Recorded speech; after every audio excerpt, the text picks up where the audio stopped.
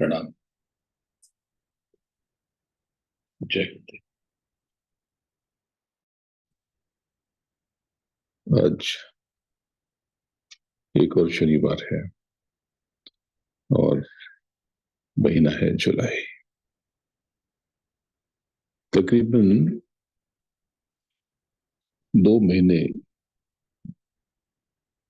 मैं अवेलेबल नहीं था क्योंकि बहुत सारी यात्राओं पे था।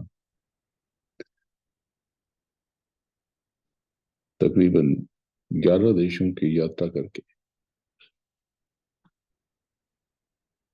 इस समय यहीं पर हूँ जहां पर ये इंडिया हाउस है। इस समय मैं यूनाइटेड स्टेट्स के ह्यूस्टन में हूँ। ह्यूस्टन टेक्सास स्टेट का बहुत बड़ा और व्यापारिक शहर है।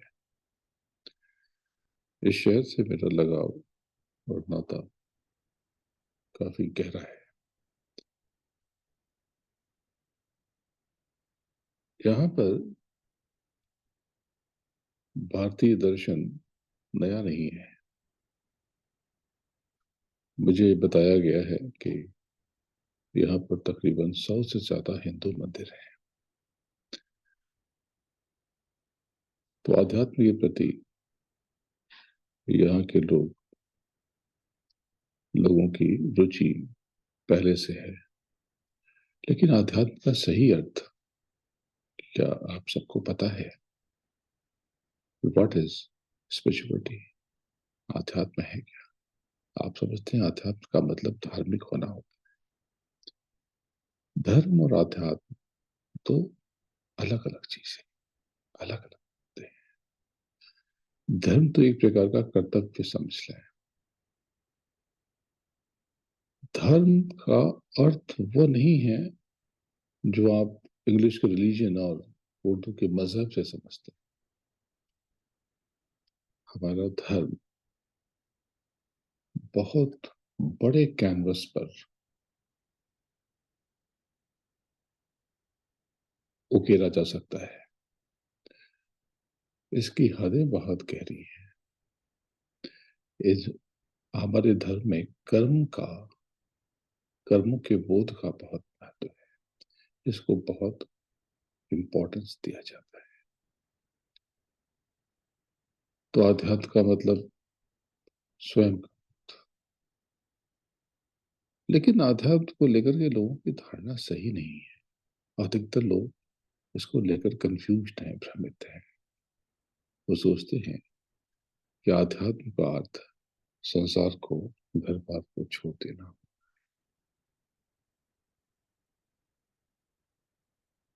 वो समझते हैं कि आध्यात्मिक होने के लिए घर परिवार त्यागना पड़ेगा, कोई सैफ्रॉन यानी गेरुए वस्त्र पहनने पड़ेंगे। ये सब सही नहीं है। दाढ़ी रखनी पड़ेगी, माला पहननी पड़ेगी। ऐसा बिल्कुल भी नहीं है। आध्यात्म निर्लिप्तता सिखाता है। यानी आप जगत में रह करके जगत को भोगते हुए इसमें लिप्त न हो, निर्लिप्त रहे। आध्यात्म संतुलन सिखाता है कि आप बैलेंस्ड रहें। आध्यात्म जीवन जीने का तरीका बताता है, टेक्निक बताता है।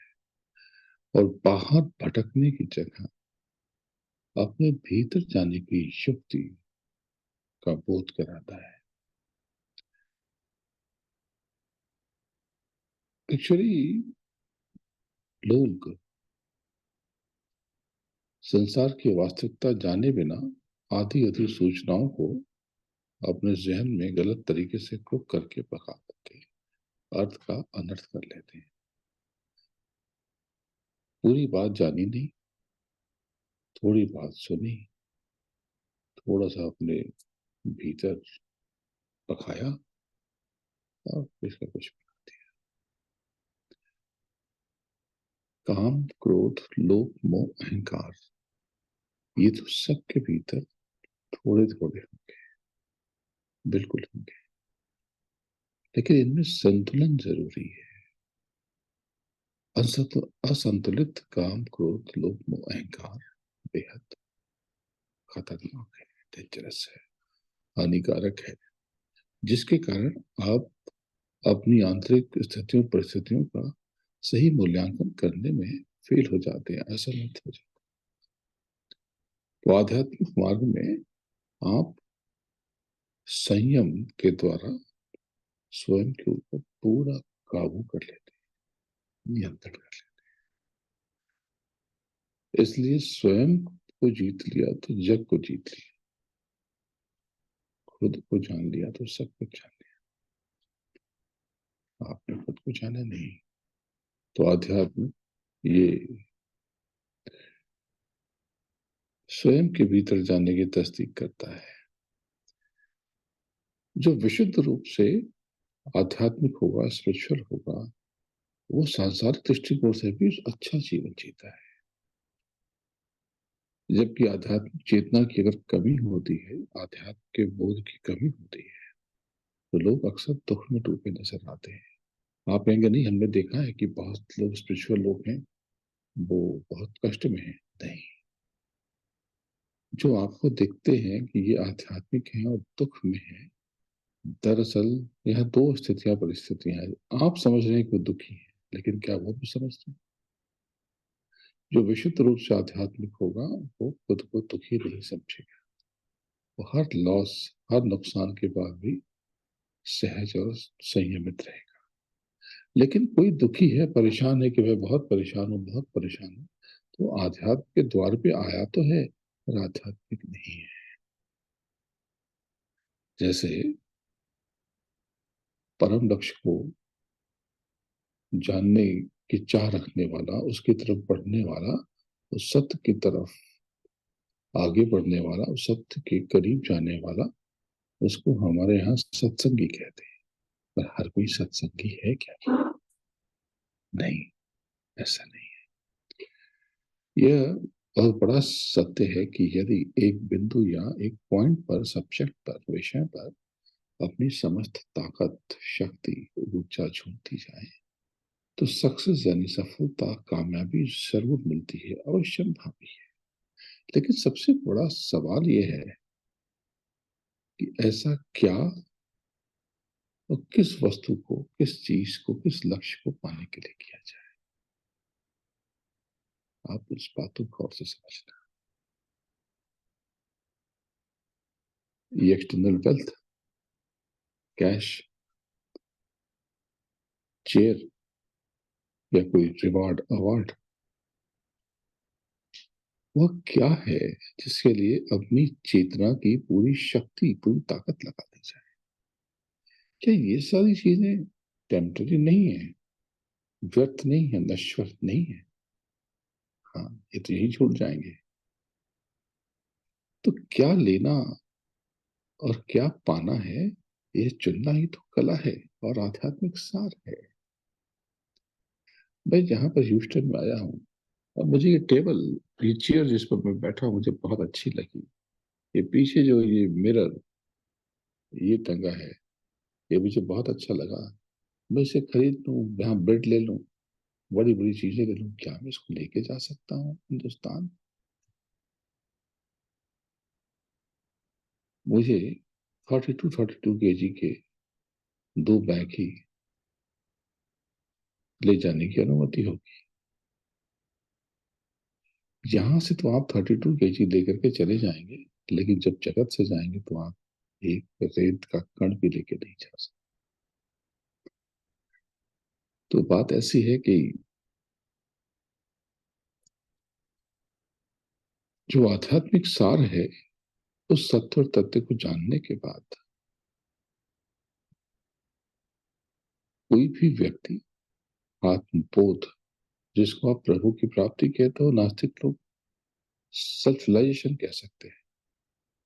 नास्तिक का मतलब ये नहीं है कि वो कुछ नहीं मानते, नास्तिक जिनको आप कहते हैं, दरअसल वो जो मानते हैं वो आप जो मानते हैं उससे अलग है। आपने प्रतिमा गढ़ ली, उसको मुकुट पहना दिया, वस्त्र पहना दिया, या आपने एक छवि गढ़ ली, उस छवि को वो नहीं मानते। लेकिन मानते तो वो भी कुछ है। तो बात ऐसी है कि जो इसको जान लेगा वो सेल्फ रियलाइजेशन यानी आत्मबोध से कम में संतुष्ट ही नहीं है, क्योंकि आत्मबोध में ही वह समाहित है जो हर वस्तु, हर छूटने वाली चीजों से श्रेष्ठ है, बेस्ट है। और उस आत्मबोध का एहसास आपको क्या देता है पता है? परम आनंद, महासुख। तो इसके लिए सहज रहें, बहुत उम्मीदें ना करें। जब आप किसी से कोई उम्मीद करने लगते हैं, कोई अपेक्षा पाल लेते हैं, तो आप अनजाने में ही अच्छे संबंधों को बिगाड़ने की शुरुआत कर बैठते हैं, क्योंकि संबंध तभी तक मीठे होते हैं जब तक दो लोग एक दूसरे से कुछ चाहते नहीं हैं, कोई अपेक्षा नहीं करते, एक्सपेक्टेशंस नहीं है। उम्मीद होनी चाहिए, आशा होनी चाहिए, पर केवल स्वयं से, किसी व्यक्ति से नहीं, किसी रिश्ते से नहीं, संसार से नहीं। जो लोग अपेक्षा रखते हैं उनको पता नहीं चलता कि उनको अपार मानसिक यंत्रणा से गुजरना। हमेशा कोशिश करें कि जो हमारे कर्म, इस पर हमारा नियंत्रण हो। मैंने एक एग्जाम्पल दिया था कि कुछ दिनों पहले यहाँ ह्यूस्टन में ही पिछले शनिवार, कि हमारे पास अगर मान लीजिए इसमें ये ग्लास है और इसमें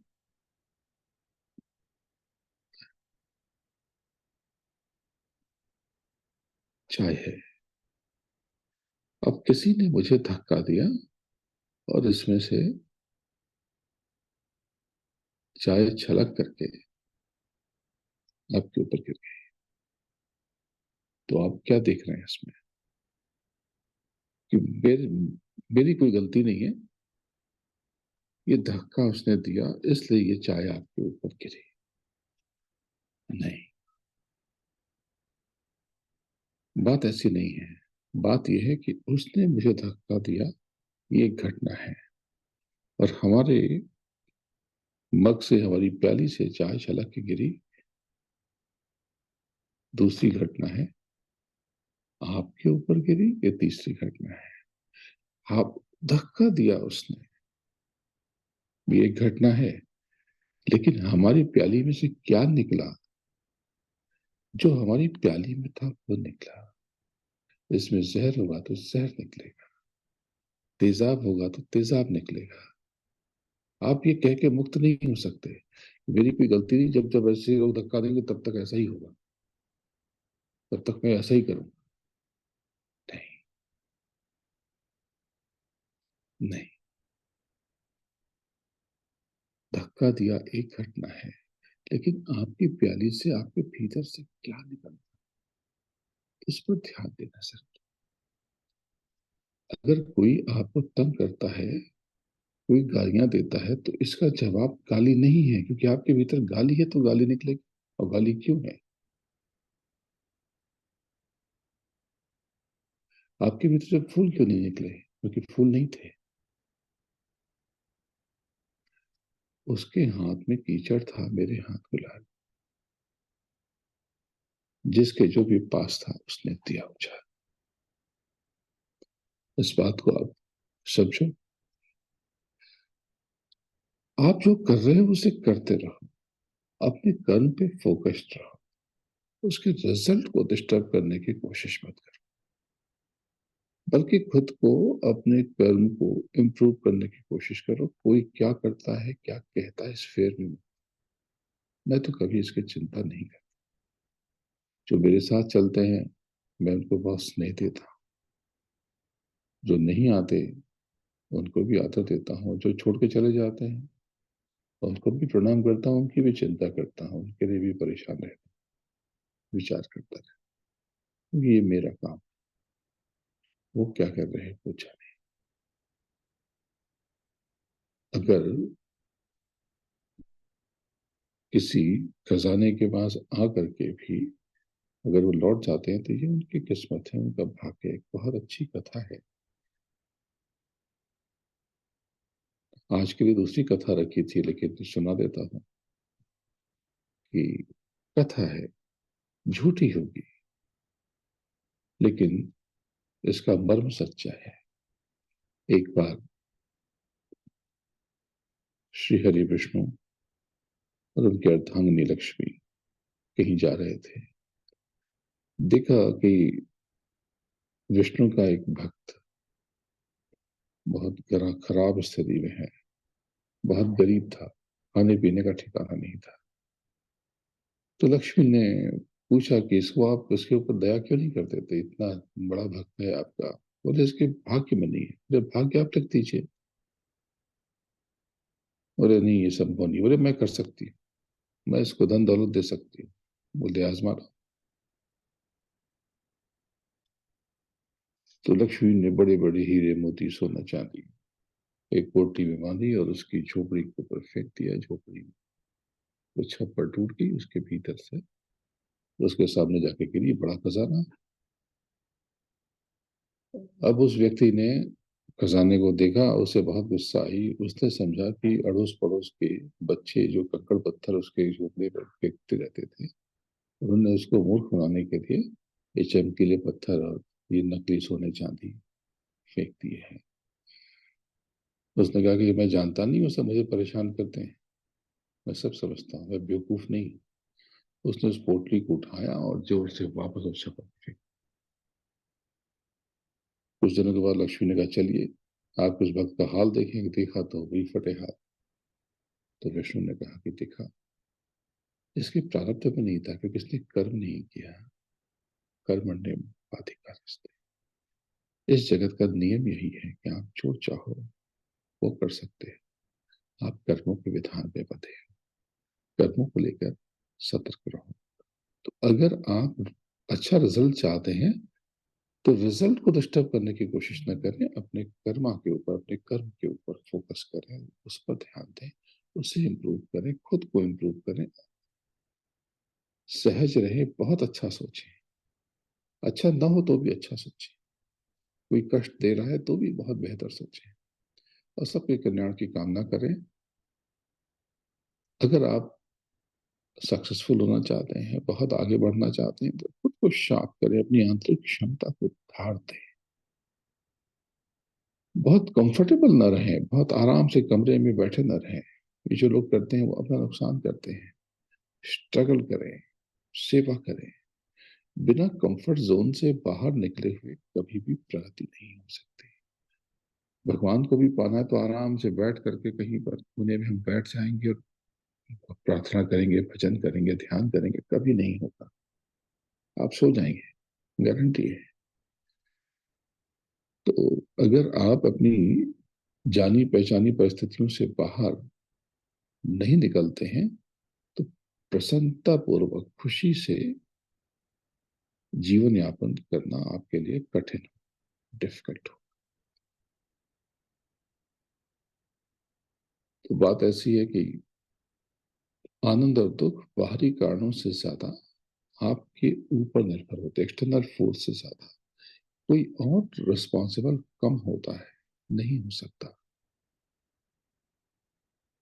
वो दुख पहुंचा देगा लेकिन अगर आपके अंदर घृणा नहीं है तो आप मुस्कुरा देंगे, कोई आपको धक्का मार देगा। लेकिन अगर आपके भीतर आनंद है और सुख है तो आप दोस्तों की तरह हंसी मजाक करेंगे, खिलवाड़ करेंगे, छेड़छाड़ करेंगे। तो बात ऐसी है कि अपनी असफलता का, अपनी फेलियर का ठीकरा किसी और के सर पर फोड़ने की जगह आप अपने भीतर अपनी कमियों को तलाश करें और अपने ईगो पर विजय पाएं, अपने अहंकार पर विजय की कोशिश करें, चेष्टा करें। ये जो स्पिरिचुअलिटी की हम बात कर रहे हैं, ये बिल्कुल भी इसका कोई भी किसी भी धर्म को मानने वाला इसका पालन कर सकता है कि इंडियन फिलोसफी यानी भारतीय दर्शन और स्पिरिचुअलिटी यानी आध्यात्म की जो बुनियाद है, ये बहुत साइंटिफिक है, ये बहुत वैज्ञानिक है। इसे मेटाफिजिक्स कहते हैं, जो भौतिक विज्ञान यानी फिजिक्स से बहुत आगे की बात है।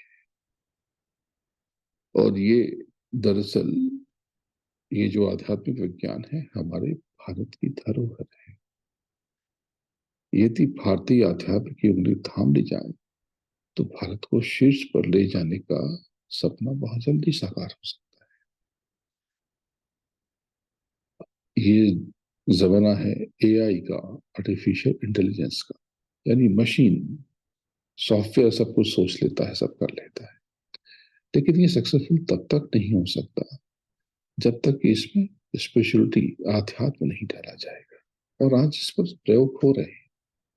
मैंने कई कंपनियों को सलाह दी है, उस पर काम हो रहा है। हमारे प्राचीन ग्रंथ दरअसल अनेकानेक आधुनिकतम वैज्ञानिक सूत्रों से सराबोर हैं, लबालब हैं, भरे हुए हैं। अगर उन्हें ही इस्तेमाल कर लिया जाए तो भारत की तकदीर और तस्वीर तो बदल सकती है। ऋग्वेद के जिस एक सूक्ष्म बिंदु को ज्योतिष कहते हैं, क्या आप जानते हैं कि आज का ये खगोल विज्ञान कहाँ से आया? ये उसी की देन है जिसे आप एस्ट्रोलॉजी कहते हैं। आपको पता है कि मैथमेटिक्स से निकली? जीरो पर हम क्लेम करते हैं, हमारा दावा है, क्योंकि हम शून्य को भारतीय अध्यात्म की धरोहर मानते हैं। क्या आपको पता है कि वैदिक मैथमेटिक्स उभरते बच्चों के मस्तिष्क की धार बदल सकती है, ब्रेन को कई गुना ज्यादा शार्प कर सकती है, पैना कर सकती है। आज भी मैं यहाँ अमेरिका में हूँ और मुझे बताया जाता है कि यूएस की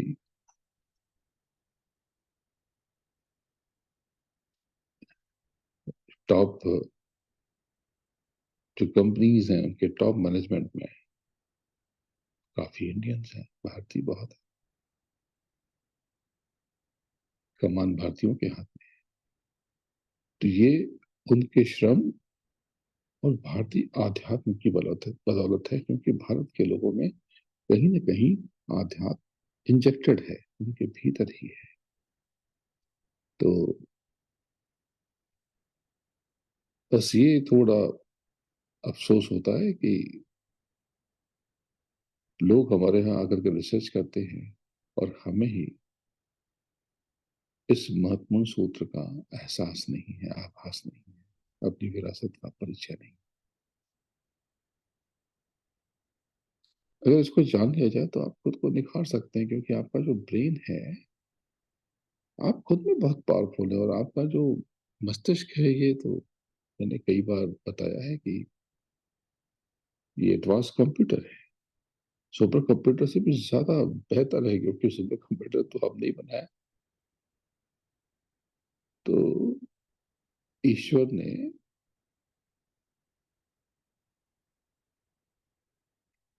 हम सबको एडवांस डिवाइस तो दिया है।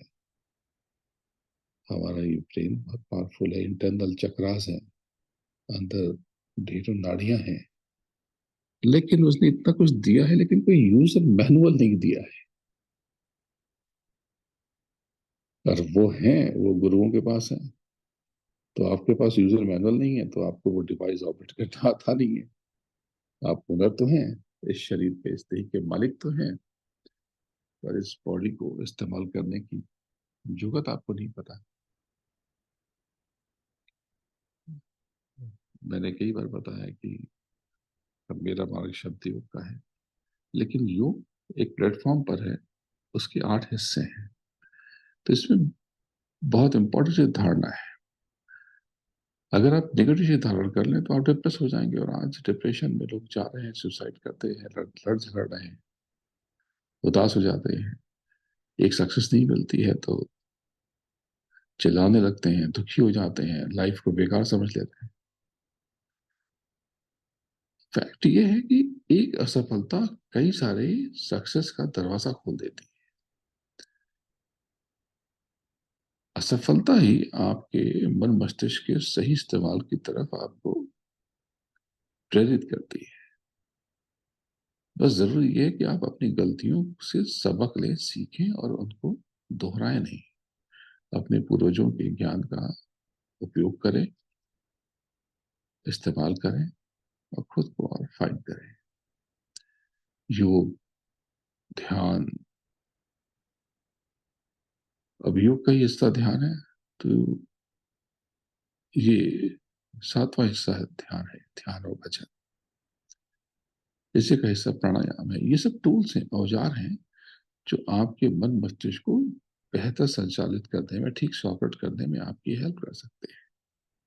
अगर आपने सारी शक्ति, अपनी सारी ऊर्जा एक पॉइंट पर लगा दी, तो कितना भी इम्पॉसिबल टारगेट हो, कितना भी असंभव सा लक्ष्य हो, वो आपको मिल ही जाए। पर डिवोशन चाहिए, समर्पण चाहिए। तो समस्या ये है कि हम जीवन में एक साथ बहुत सारी चीजें करने की इच्छा और कामना रखते हैं। नाम भी कमाना है, पैसा भी कमाना है, अच्छी लाइफ भी लीड करनी है, अच्छा हाउस भी चाहिए, ये भी करना है, वो भी करना है, ऐसा भी करना है, वैसा भी करना है। तो हमारी शक्ति, आंतरिक शक्ति इन सारी चीजों में बंट जाती है। इस बात को गौर से समझ लो। इसलिए अमूमन आप किसी एक चीज के एक्सपर्ट नहीं बन पाते, उस्ताद नहीं बन पाते। उस्ताद का मतलब एक ही चीज करेगा। अगर जो क्रिकेटर है, अगर वो पढ़ाई भी करे, तो कहीं जॉब भी करे, वो घर की ग्रॉसरी भी करे, हाँ, घर की चीजों में भी उलझा रहे, फलाना भी करे, ढिकाना भी करे, तो वो फिर थोड़ी एक्सपर्ट हो पाएगा। वो बट जाएगा, जैसे आप सब बटे हुए। तो जस्ट ढेर सारी चाहतों में अपनी ऊर्जा बांट कर आप कुछ पा नहीं सकेंगे। तो बेहतर है कि आप किसी एक चीज में या दो चीज में खुद को फोकस करें और बेस्ट रिजल्ट पाएं, उच्चतम परिणाम की प्राप्ति करें। तो ये कैसे होगा? ये अपने भीतर जाकर होगा, शब्द योग की शरण में आकर होगा। शब्द योग को ही नाम योग कहते हैं और संत मुक्त कहते हैं। थोड़ी सी बातें आपकी और करूं कि अगर लाइफ में आप वेल्थ चाहते हैं, मनी चाहते हैं, हेल्थ चाहते हैं, प्यार चाहते हैं, तो इस नियम को समझिए कि यूनिवर्स में हर चीज फ्रिक्वेंसी में छिपी हुई है।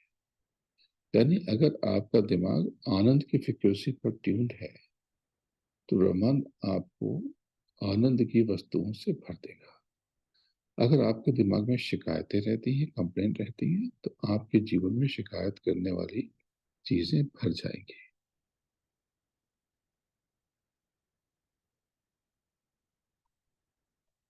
जैसे रेडियो में अलग अलग फ्रिक्वेंसी पर अलग अलग स्टेशंस हैं, अलग अलग प्रोग्राम आते हैं, टीवी पर अलग अलग चैनल्स हैं। जो आप फ्रिक्वेंसी ट्यून करोगे, वो हो जाएगा। तो जैसा आप सोचोगे, ब्रह्मांड आपको उस लायक बना देगा।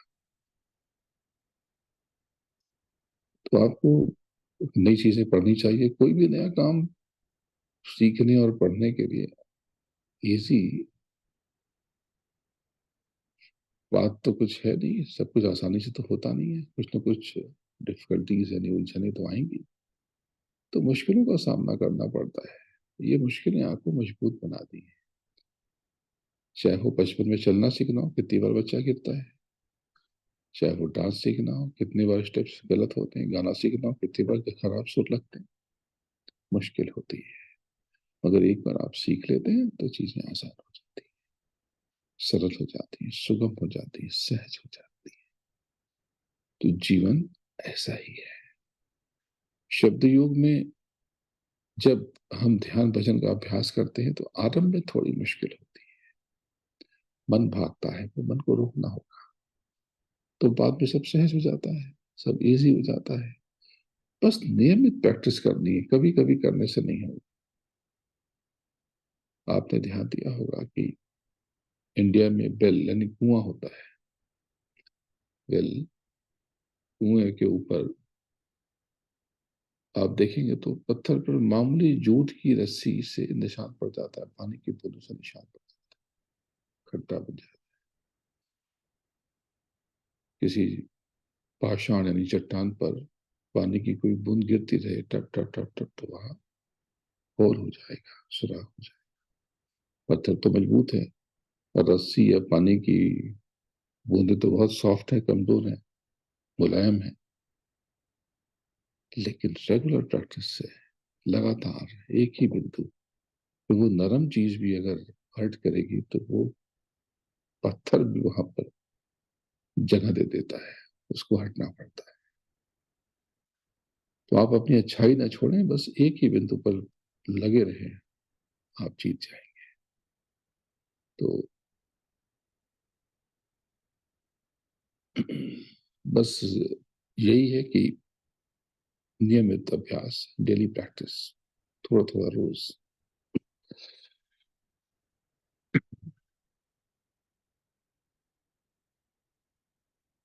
थोड़ा थोड़ा रोज अभ्यास करते रहे, प्रैक्टिस करते रहे। एक दिन आप सक्सेसफुल हो ही जाएंगे। लक्ष्य कोई भी हो, लौकिक हो, पार, जगत चाहिए, जगत मिल जाएगा, पर जगत छूट जाएगा, इस बात का ध्यान रखना। लेकिन अगर आप नाम की कमाई कर लेंगे, अपने भीतर प्रभु की प्राप्ति कर लेंगे, तो सब बदल जाएगा। तो सक्सेस आपको मिलेगी, बस शर्त यह है कि डेली प्रैक्टिस करें। ये शब्द योग भी आपको अभ्यास रोज करना है। जो मैं बताऊंगा, बताता हूँ।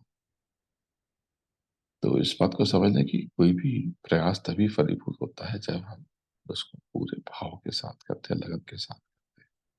अगर सेवा करते हैं और सेवा में अगर भाव नहीं है, सेवा का भाव नहीं है, किसी को, किसी की हेल्प करते समय अगर भीतर दया नहीं है, किसी को आप कंसोल करते हैं, सांत्वना देते हैं, लेकिन आप में प्रेम नहीं है, आप भगवान का स्मरण करते हैं लेकिन आपके भीतर श्रद्धा नहीं है, तो प्रयास फलीभूत नहीं हो। और आप तो इन चीजों को नहीं समझते, आप परेशान हो जाते हैं। ये क्या, क्यों हो रहा है, ये कैसे हो रहा है? ये सब आप क्रिएशन है भाई, आपका जीवन आपने बनाया है। रोज आप चिंता का, कहीं ऐसा तो नहीं हो जाएगा, कहीं मेरा बच्चा गलत तो नहीं कर देगा, कहीं ये तो नहीं, कहीं वो तो नहीं, ऐसा तो नहीं। जो आप करेंगे वो जीवन में आ जाएगा। मैं बार बार समझाता हूँ, बताता हूँ कि आपको पता है, किसी ने कह दिया कि your near and dear one is doing wrong, वो गलत कर रहा है, आप विश्वास रखें, आप बोले नो, नॉट पॉसिबल। कभी भी किसी को रेड हैंडेड पकड़ने की कोशिश न करें, चेक न करें, नुकसान आपका हो, सब खत्म हो जाएगा, फिर आप रिपेयर रिपेयर भी नहीं कर पाए। तो सहज रहे। और क्योंकि अच्छा बुरा ये सब हमारे द्वारा ही होता है। भीतर अपना मंथन करें और आगे बढ़े, क्योंकि ये सब समुद्र मंथन भी हुआ तो ये दरअसल आत्म मंथन है। तो बस ये है कि ये पूरी सृष्टि एक समंदर है, ये बहुत बड़ा दरिया है। इसके किनारे अगर आप विरक्ति भी लहरों को निहारते हैं तो अच्छा लगता है, लेकिन उसमें फंस गए तो कष्ट है। तो सब सारा आनंद खत्म हो गया। दरअसल किसी भी चीज से, किसी भी परिस्थिति से निपटने के लिए उसे दूर से देखें और उसमें अलिप्त रहें। अलिप्त रहना अनिवार्य है। अलिप्त यानी उसमें रह करके भी उससे परे रहना। क्योंकि अगर आप लिप्त होंगे तो केवल आपको दुख मिलेगा, पीड़ा मिलेगी, कष्ट मिलेगा। आसक्ति केवल कष्ट देती है और अनासक्ति अपार सुख का कारण बन सकती है। जीवन में जो होता है उसे होने दें, अच्छा या बुरा, आनंद या कष्ट, जो मिलता है उसे मजे में निहारते रहें, बहुत प्रेम से निहारें। कोई गाली दे रहा है तो प्रणाम करके गाली खा रहे हैं, रिजेक्ट बंद ना करें, कोई फायदा नहीं। बस उसे देखकर मजे में रहें, यही सुख है। लेकिन यदि जो हो रहा है उसको में आप रिएक्ट करेंगे, अपनी मर्जी थोपेंगे, जो मिलेगा उसे अस्वीकार करने की कोशिश करेंगे और जो नहीं मिल रहा है उसको छीनने की कोशिश करेंगे, रिजल्ट में अनावश्यक आप इंटरप्ट करेंगे, दखल देंगे, तो आपको पीड़ा और कष्ट के सिवा कुछ नहीं मिल सके। क्योंकि अगर आपको अच्छा परिणाम चाहिए था तो तैयारी पहले से कर दी थी। स्वयं को, स्वयं के कर्मों को संवारने और दिखाने की कोशिश करती थी। क्योंकि आपके चाहने से होता क्या है, लेकिन होता है। आप डायरेक्ट नहीं बदल सकते, लेकिन आप अपनी इनर वॉइस से, आंतरिक आवाज से, अंतर की शक्ति से बहुत कुछ बदल सकते हैं। तो अनावश्यक कामना न करें। अगर आपने अनावश्यक कामना की तो और उस परिणाम को प्रभावित करने की कोशिश की, तो आपको दुख, कष्ट और शोक के सिवा कुछ न मिलेगा। इसलिए इस जगत में आप अलिप्त रहें, खिले रहें, जो होता है होने दें, जो मिल रहा है स्वीकार करें। प्रभु और सदगुरु को अपने भीतर जाने, अपने आप को पहचाने, अपना बोध करें, पॉजिटिव रहकर अपनी अपार शक्ति का परिचय करते रहें, बोध करते रहें, शब्द योग की प्रैक्टिस करते रहें। अभी आपको बिठाऊंगा, जब आप बैठेंगे तो आपको पता चलेगा कि आप बहुत शक्तिशाली हैं, आपका मस्तिष्क बहुत पावरफुल है, आपका ब्रेन बहुत ताकतवर है। तो आपका ब्रेन जो है इतना पावरफुल है कि आप जो चाहें वो कर सकते हैं, जो चाहें वो कर सकते हैं। तो आप आगे बढ़ते रहें, क्रिएटिव रहें और जो चीज करें उसे बहुत बेहतर तरीके से करें, आनंद से रहें।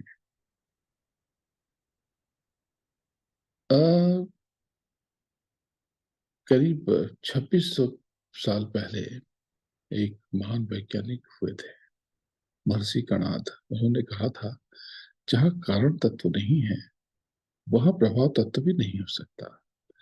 इस दुनिया में सभी कुछ कारण के दायरे में है, तो कोई भी चीज अकारण नहीं है। जैसे शुगर यानी चीनी, यहाँ चीनी का कारण तत्व क्या है? चीनी का कारण तत्व शुगर केन है, गन्ना है।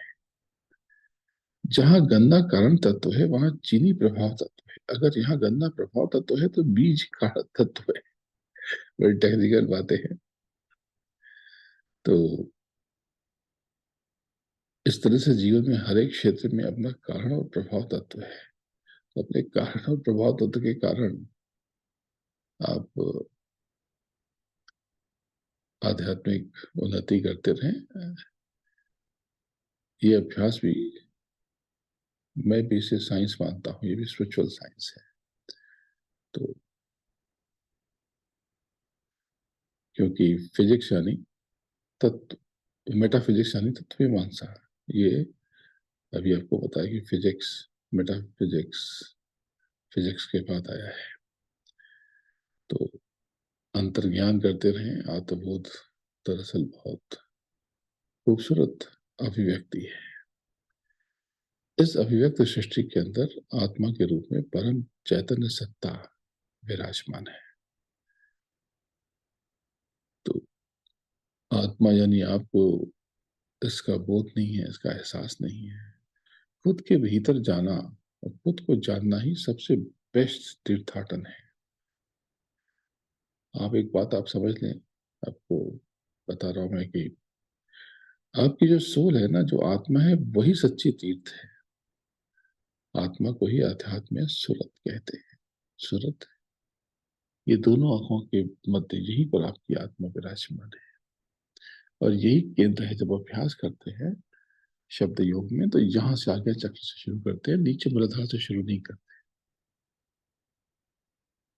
तो अब जैसे आपकी बाहर की जो दो आंखें, कान और नाक है, ऐसे ही एक आंख, एक कान और एक नाक आपकी आत्मा के पास भी है। इसी आंख को दिव्य दृष्टि, ज्ञान चक्षु और शिव नेत्र, और यहीं पर आपके दिव्य कर्ण भी हैं, दिव्य नासिका भी है। इसका बोध आपको शब्द योग से ही हो सकता, कोई और तरीका नहीं है। शब्द योग के तीन अंग है: सुमन, ध्यान और भजन। सुमन यानी सिमरना, आवाज देना अपने भीतर। तो क्या सिमरन? जो नए लोग हैं वो समझ लें, उनके लिए सिमरन है जय गुरुदेव, जय गुरुदेव, जय गुरुदेव। तो टेक्निक क्या है इसकी? टेक्निक बस एक माला लेकर के आप, तो विस्पर करना, फुसफुसाना है नहीं। जीभ इसमें सिमरन में इस्तेमाल नहीं होती है। जैसे ही जीभ का इस्तेमाल हुआ, ये जो भी अभ्यास है ये जाप बन जाएगा। और जाप बाहरी चीजों के लिए है। तो सुमिरन ध्यान, ध्यान एक ऐसा प्रोसेस है जिसमें आप अपनी चेतना को द्वैत से अद्वैत पर लाने का प्रयत्न करते हैं। यानी जो बटे बटी हुई चीजें हैं, टुकड़ा टुकड़ा, चिंदी चिंदी, उसको आप एक फॉर्म में लेकर के आते हैं। ध्यान स्वयं में एक लक्ष्य है, और ध्यान से अनेकों प्रकार का बोध संभव है। लेकिन सबसे जरूरी है खुद का बोध। इसमें अंतर्मन को विश्रांति देने की इजी टेक्निक से लेकर के इंटरनल एनर्जी की आंतरिक क्षमता और ऊर्जा,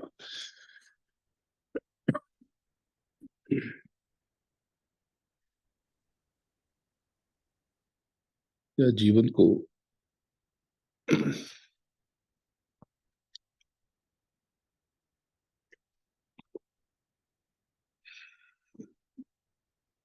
पावरफुल और सबल बनाने की टेक्निक के साथ करुणा, प्रेम, धैर्य, उदारता, क्षमा आदि गुणों का विकास भी शामिल है।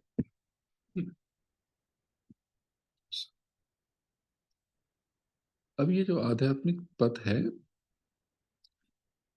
इस पर ध्यान जो है ये खुद में एक सोपान है या सीढ़ी है। संक्षेप में समझें तो चित्त को एकाग्र करके किसी एक बिंदु पर केंद्रित कर देना ही ध्यान कहलाता है। इससे बॉडी में और ब्रेन में इम्यूनिटी पैदा होती है, प्रतिरोधक क्षमता का भी विकास होता है रेगुलर मेडिटेशन करते हैं तो। कैसे करना है? इसके लिए मैंने आपको बताया कि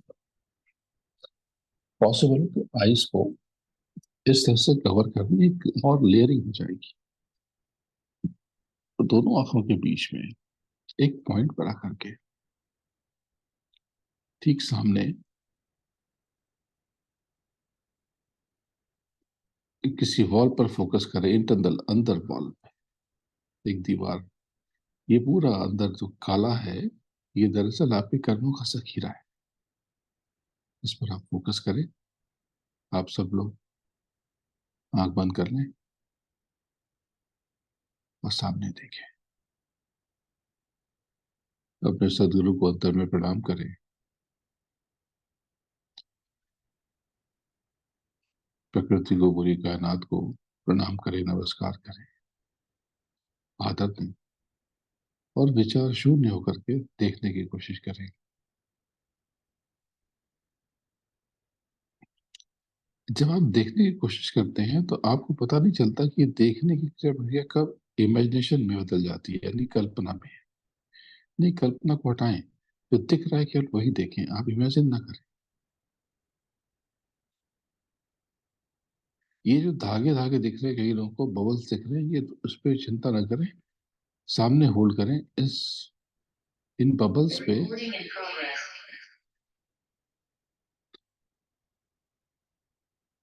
इस बबल पे फोकस ना करें।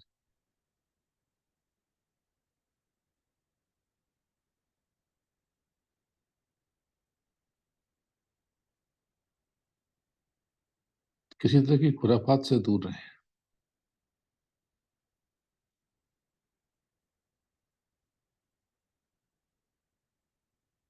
क्योंकि आपका मन मस्तिष्क तरह तरह की बातें पैदा करेगा, आपको तरह तरह की हरकतों में उलझाएगा।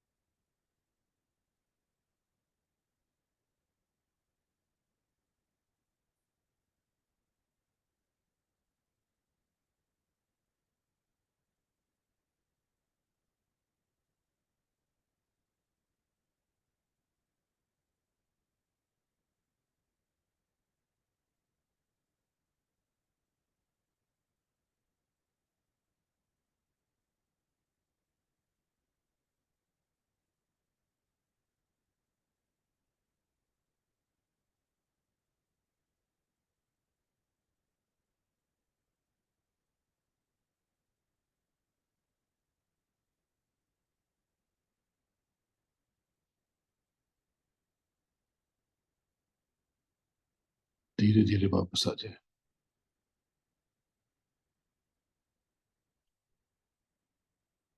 आंख बंद रखें। मेडिटेशन का ये पहला हिस्सा था, देखने का अभ्यास का। मेडिटेशन का दूसरा इंपॉर्टेंट पार्ट है भजन। भजन का अर्थ है कॉस्मिक साउंड को यानी ब्रह्मांडीय ध्वनियों को सुनना। संपूर्ण सृष्टि का निर्माण नाद से हुआ है, शब्द से हुआ है, जिसे अध्यात्म नाम कहता है। कलयुग केवल नाम आधार, सुबह सुबह भूत रही बार। इस्लाम में जैसे आसमानी आवाज करते हैं, आपकी आत्मा भी शब्द स्वरूप है। अगर कोई प्रभु है तो आपको इसी वचन के द्वारा और जीते जी ही मिलेगा। मरने के बाद कोई परमात्मा नहीं मिलता। इसको आप कहीं भी कर सकते हैं, कैसे करें तो अभी हम प्रैक्टिस करेंगे। इसे आप कहीं भी कर सकते हैं, अपने काउच पर, बिस्तर पे, अभी जहाँ बैठे हैं आप वहां बैठ के कर सकते हैं। जिसमें करना क्या है, बाहरी कानों को विराम देकर के विचारों को, प्रवाह को रोककर आंतरिक संगीत को सुनने की प्रैक्टिस करनी है, अभ्यास करना है। बहुत इंटरेस्टिंग है, रोचक है, बड़े आनंद का एहसास है, अद्भुत है, विलक्षण है। अगर गुरु के सामने करते हैं तो बहुत अच्छा है।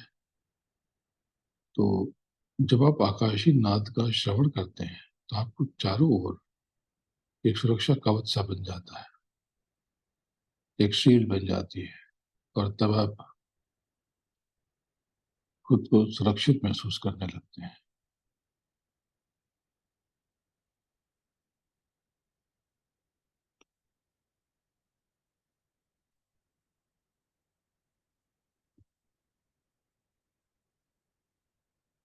अब इसे कैसे करना है, उसमें इस प्रकार से बैठ जाएं या ऐसे बैठ जाएं, बाहरी कानों को विराम देना है।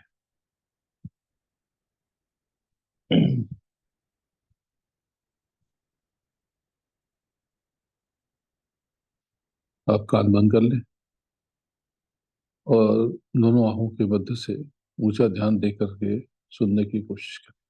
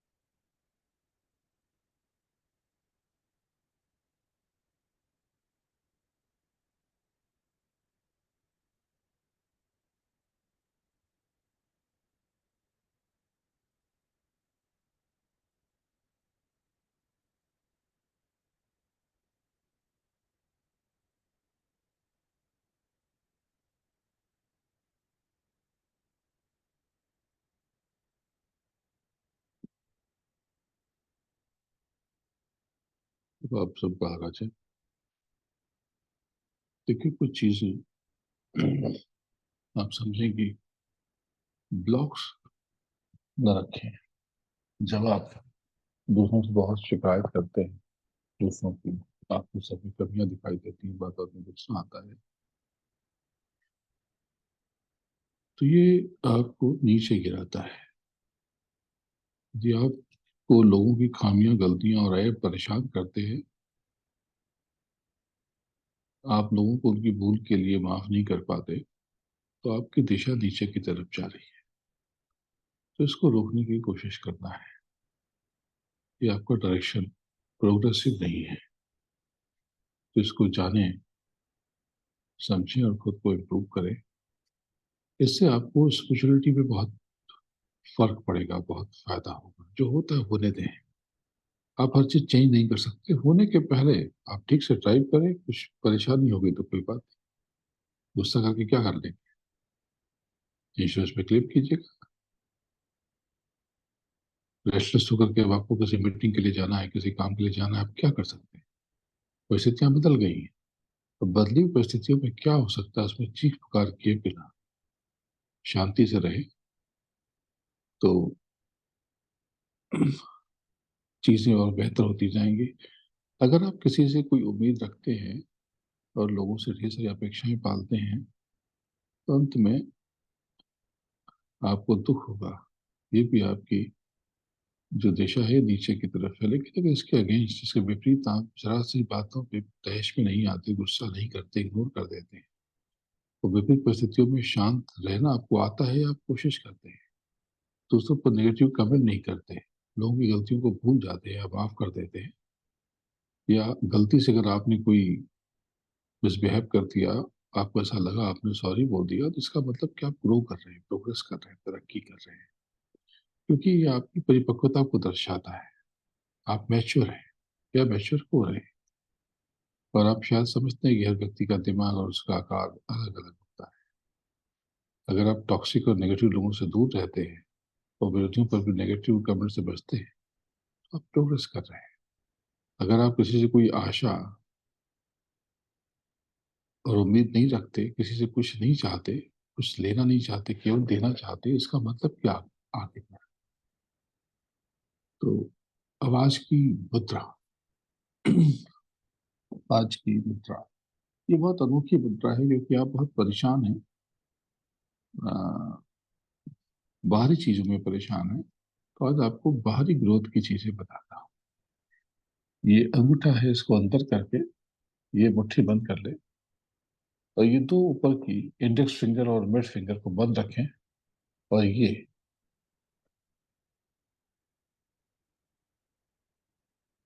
ये दो उंगलियां नीचे जोड़ लें। ये आपकी बाहरी लाभ की कहानी लिखेंगे। इस तरह से आप बैठे, ये ये जो बतरा है,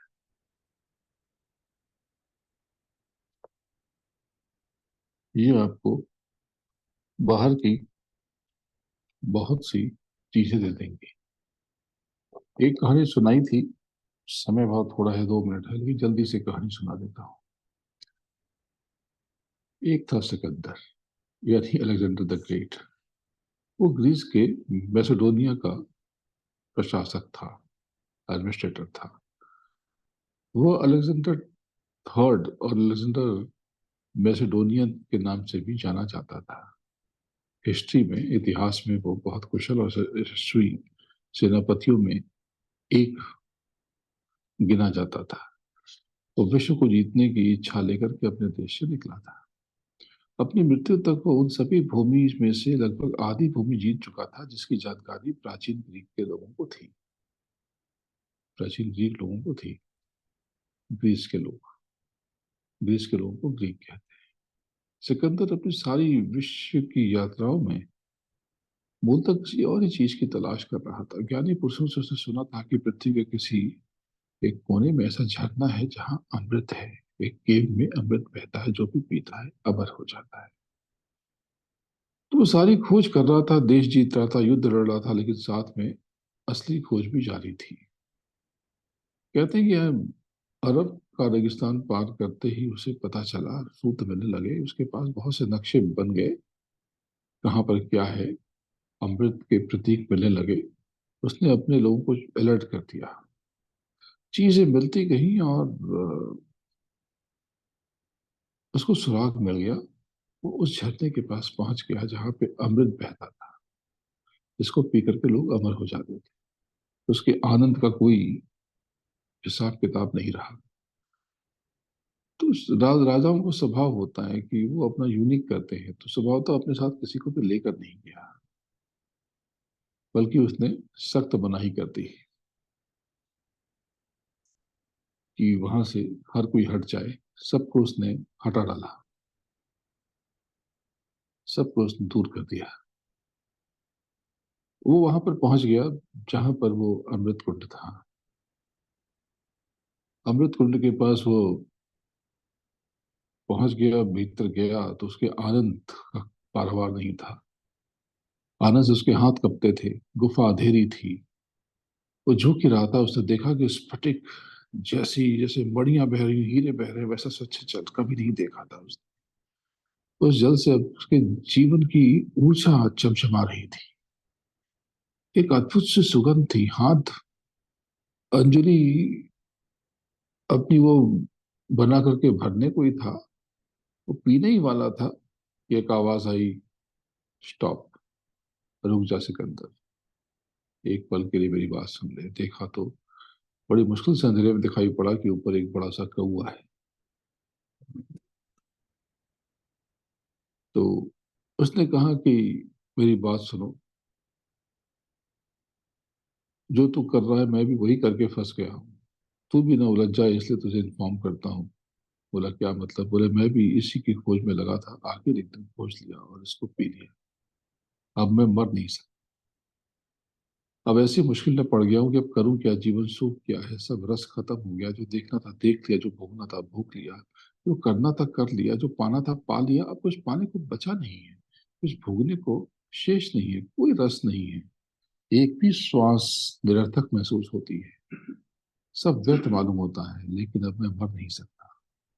अब सिर पीटता हूँ, जहर खाकर देखा, कुछ असर नहीं होता। बाहरों से कूद कर देखा, कोई परिणाम नहीं है, जरा भी खरोंच नहीं लगती। गर्दन को तलवार पे रगड़ के देखा, तलवारें टूट जाती हैं, गर्दन नहीं कटती। सारे प्रियजन जा चुके हैं, दोस्त मित्र सब मिट चुके हैं, सदियां बीत चुकी हैं, मैं रूखा सूखा कृषिकाय यहीं बैठा हूँ। और अब मैं यहाँ बैठ करके सोचता हूँ कि जो भूल मुझसे हो गई हो किसी और से ना हो जाए। मेरी पीड़ा का कोई अंत नहीं है। सिकंदर सुन, मृत्यु महासुखदाई है। अगर तुम्हें कभी ऐसा पता चल जाए कोई झरना ऐसा भी है जिसे पीने के बाद आदमी मर सकता है, तो मुझे इन्फॉर्म कर देना। कौवा चुप हो गया। कहते हैं सिकंदर थोड़ी देर वहीं खड़ा रहा, सोचता रहा, चुपचाप वापस लौट आया, बिना पिए हुए, अमृत को इसकी तलाश कर रहा था, उसको छोड़कर। कथा बहुत महत्वपूर्ण है, बहुत मीठी है, झूठी है, झूठी ही होगी पर सच बहुत बड़ा है जो इसमें छुपा है। आप भी सोचिए कि अगर ऐसा हो जाए, ऐसी कोई व्यवस्था हो जाए कि आप न मरे, थोड़ा विस्तार करके देखो कि आप कितनी बड़ी मुसीबत में पड़ जाओ। तो जो होता है उसे होने दें, लोगों की मदद करें, इंडिया हाउस जैसे ऑर्गेनाइजेशन के साथ जुड़े, सेवा करें, कर्म प्रधान जगत रची राखा, जो जिसके अगर आप ह्यूस्टन में है तो इंडिया हाउस का काम देखें, और कहीं पे भी हो इसकी जैसी ऑर्गेनाइजेशन से आप कनेक्ट हो। आप सबको बहुत प्रेम करता हूँ, बहुत याद करता हूँ। अभी ह्यूस्टन में हूँ, 2-3 दिन और रहूंगा। ट्यूसडे को यहाँ से जर्मनी की तरफ निकल जाऊंगा, तो उसके पश्चात भारत पहुंच जाऊंगा। मैंने बताया था कि आने वाला समय विचित्र है, तो 15 नवंबर तक का समय थोड़ा अलग है। आप स्वयं पर, अपने मनोभाव पर काबू रखें, क्रोध से बचें, आनंद से रहें। अपने गुरु महाराज के चरणों में नमन करता हूँ और आप सबको प्रणाम करता हूँ। जय गुरु।